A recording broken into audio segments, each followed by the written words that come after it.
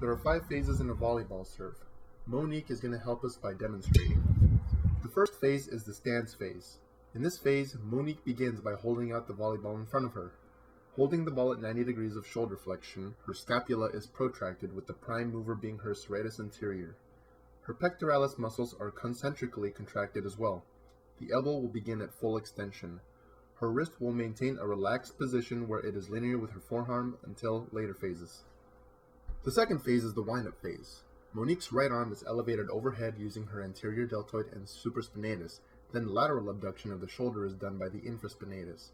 The rotator cuff muscles made up by the subscapularis, supraspinatus, infraspinatus, and teres minor are active in the stabilization of the glenoid fossa. The elbow flexes with the biceps brachii muscles as the agonist and triceps brachii as the antagonist. The end of this phase is marked by when her shoulder is linear with her head and left shoulder. The third phase is the cocking phase.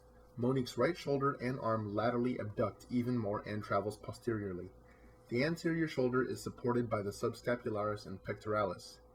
The retraction of her scapula is performed by rhomboids major and minor as well as the lower trapezius. The elbow is at full flexion and full lateral abduction towards the posterior. The fourth phase is the acceleration phase. The internal rotators made up by the teres major, subscapularis, pectoralis major, and latissimus dorsi generate the highest activity to both serve and spike by accelerating the arm forward.